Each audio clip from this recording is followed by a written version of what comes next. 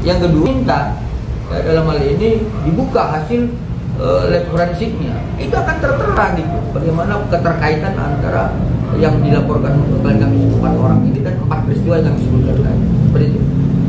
Bisa dibilang sebelum menuju kegiatan sebutkan kemarin yang kita ketahui yang dilaksanakannya sidang gugatan perdata terhadap klien ada terkait reputasi ya.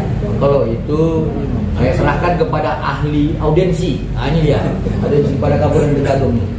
Siapa? Ya, jadi saya kembali kepada penjelasan awal bahwa dalam kasus ini ada 3 kelompok uang, ya, selalu disebutkan. Kelompok pertama itu 4M, yang katanya uang tutup mulut, ya, istilahnya pemerasan. Ya. Itu yang sekarang tadi dibahas sudah menjadi P21. Ya. Nah, kemudian ada lagi kelompok uang 100M, ya. Ya, kan kemarin saya bahas juga ya. Kata P21 berarti kan itu yang 100M nya lunas. Ada lagi 4M masalah lawan prestasi. Kami sudah selalu mengatakan bahwa tidak pernah ada perjanjian, baik tulisan baik lisan. Ya. Apalagi dia mengatakan selalu kalau menyampaikan kepada media, ya lisan ya. Ini zaman now ini. Kalau zaman dulu sih iya, belum ada pulpen, belum ada kertas. Jadi orang tuh komunikasinya lisan-lisan. Tapi zaman sekarang ini kan ada pulpen, ada kertas, harusnya kan perjanjian ditulis, ya. Nah, kami katakan tidak ada. Kemudian kami baca gugatannya. Dalam gugatan ini tidak jelas juga adanya perjanjian, tidak ada. Yang ada adalah potongan-potongan cerita. Ya, potongan-potongan cerita yang harus dikumpulkan, disatu-satukan. Ya, jadi ini sebenarnya masih teka-teki, dalam gugatannya masih teka-teki. Kalau bahasa Bataknya itu pusel. Ya tahu pusel ya? Nah, itu bahasa Batak itu pusel itu. Jadi itu harus disusun supaya menjadi satu kesatuan. Dalam hal ini di pihak kami ada Dr. Reza, ada Dr. Mufid. Di pihak mereka ada Nikita, ada Mail. Ya, jadi 4 potongan lah yang saya ceritakan. Yang potongan-potongan lain nggak usah terlalu banyak. Potongan pertama adalah Dr. Reza dengan Nikita chatting WA, ya, chatting WA. Nah, potongan kedua adalah Dr. Reza ada komunikasi melalui HP telepon dengan Mahil. Ini potongan kedua, ya. Potongan ketiga adanya Dr. Mufid dengan Nikita. Potongan keempat ada Dr. Mufid dengan Mahil. Nah, inilah yang disebutkan di dalam gugatan itu 4 potongan ini. Masih ada yang kecil-kecil potongan-potongan, ya. Ini harus disatukan semua ini 4 potongan ini. Ya, kalau ini dipisah tidak punya makna sama sekali. Kalau digabung-gabung juga maknanya juga nggak kelihatan. Ya, karena dikatakan perjanjiannya adalah antara Reza dengan Nikita. Lantas yang potongan 3 lagi ini apa namanya? Ya, ini yang dibilang adanya Dr. Reza dengan Nikita itu chatting-chattingan WA. Ya. Nah, jadi sekarang gini, saya kasih contoh lagi analoginya. Biasanya cowok itu kalau nembak cewek melalui WA, itu kan di chatting tuh ceweknya tuh kan. Supaya ceweknya mau, ya kan, sebagai bukti cintaku akan kupetik bintang. Kan begitu kan? Akan kupetik bintang bagimu katanya. Akhirnya cewek oke lah kalau dipetik bintang buktinya oke, saya mau, ya. Nah, ternyata setelah sebulan 2 bulan jadian bintangnya nggak dipetik. Si cewek menggugat non prestasi ingkar janji ke pengadilan, ya. Dia gugat lah ini ingkar janji. Hakim tanya, mana bukti janjinya yang dia ingkari? Ditunjukkan WA. Ini Pak Hakim ini WA-WAan ini janji. Hakim akan ketawa, tidak cukup dengan WA-WAan ini jadi timbul perjanjian, ya. Nah, sama lah halnya seperti ini. Jadi yang dikatakan itu adalah Dr. Reza itu chatting-chattingan dengan Nikita. Cuman ada potongan 3 lagi, ada teleponan dengan Mahil, ada teleponan lah. Jadi ini jadi teka-teki ini. Jadi pusel, tahu pusel ya, bahasa Batak gitu. Jadi harus disusun-susun. Kalau nggak sanggup menyusunnya, ya seperti kami menyusunnya ini lucu. Kalau misalnya puzzle itu gambar manusia, itu kan kalau disusun akan timbul kepala di atas, pundak, perut, kaki di bawah. Kalau puzzle-nya Marga ini kami susun, itu kakinya dua di atas, kepalanya di tengah, tangannya di bawah. Jadi nanti kita akan minta supaya penggugatnya jelaskanlah puzzle-nya seperti apa sih sebenarnya supaya bisa kaki ini di bawah, kepalanya di atas.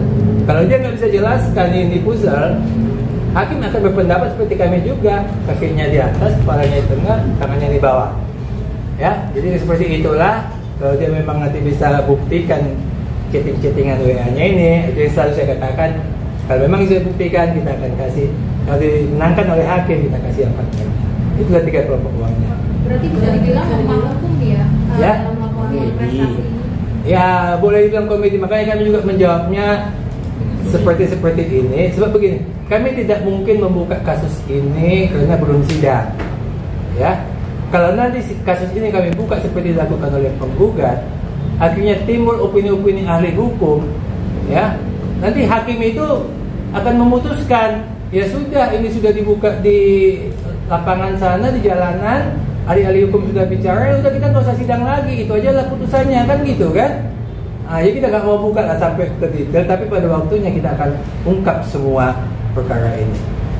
Bang, balik ke yang tadi Okay. P21, mungkin untuk ke tahap 2-nya sendiri kan nggak butuh waktu lama ya. Kalau untuk disidangkan dari pihak Reza Galaxy udah siap? Kok sudah? Jadi P21 itu biasanya tahap 2 kan sudah P21 sudah dinyatakan oleh pihak kejaksaan. Untuk tahap 2 ini P21 tahap 2-nya itu tergantung pihak penyidik. Penyidik yang akan menyampaikan nanti. Itu kami tidak bisa membatasi waktu. Tapi kami bahwa jangan sampai habis masa tahanannya. Kelamaan juga nanti masa tahanan habis. Jadi secepatnya lah supaya ini diserahkan kepada tahap 2-nya kepada kejaksaan tinggi. Itu aja sih sebenarnya. Kami harapan kami kepada penyidik. Udahlah, kita ambil sikap supaya proses hukumnya jelas. Kami juga berharap bahwa ini bisa dibahas secepatnya ke proses pengadilan supaya jelas. Benar nggak ada pembahasan ini? Sebenarnya masyarakat pun ingin tahu. Selama ini kan masyarakat menduga-duga yang katanya. Tapi dengan adanya proses persidangan, benar tidak ada pembahasan ini? Jelas nanti. Kami juga akan buka semua apa pembahasan sebenarnya. Kalau saat ini memang kami batasi, baik itu di pidana maupun di perdata. Karena kalau di perdata kan masih tahap awal, jadi kami tidak akan buka. Pidana juga nanti kalau sudah masuk persidangan, hal ini kami kan diwakilkan oleh jaksa untuk menyampaikan masalah ini ke pengadilan. Memang pihak klien kami hanya sebagai saksi. Ini semua tanggung jawab jaksa untuk membuktikan benar atau tidak P21 itu. Tapi untuk sidang pasti siap ya Bang berarti? Ya. Siap, itu pasti. Kalau kita kan sudah yakin, makanya kita bukan LP ke Polda. Kalau nggak yakin kita nggak akan kita masukkan LP. Untuk apa kejadian sia-sia? Tapi karena keyakinan kita penuh, makanya kita buat LP di Polda. Seperti apa yang sebelum P21 ini, kita yakin P21 hanya masalah waktu. Karena keyakinan kita sesuai dengan fakta-fakta hukum, bukan katanya. Ini terbukti bahwa hari ini sesuai dengan keterangan pihak kejaksaan tinggi dinyatakan P21. Jelas bagi kita bahwa ini bukan hanya katanya, tapi institusi negara, yaitu kejaksaan tinggi menyatakan P21. Oke. Terkait update hari ini mungkin dari Dokter Eja sudah ada komunikasi yang disampaikan mungkin apa gitu Bang? Ya, jadi pada saat tadi beredar informasi ya, oleh pihak kejaksaan DKI, mungkin klien kami sudah mengetahuinya dari media. Kemudian kami sudah berkomunikasi by phone ya, tapi belum bertemu. Ya, pada prinsipnya seperti yang kami sampaikan dari awal, bahwa sebenarnya yang dilaporkan oleh klien kami ini bukan hanya 2 orang yang dalam status P21 sekarang, tetapi ada 4 orang.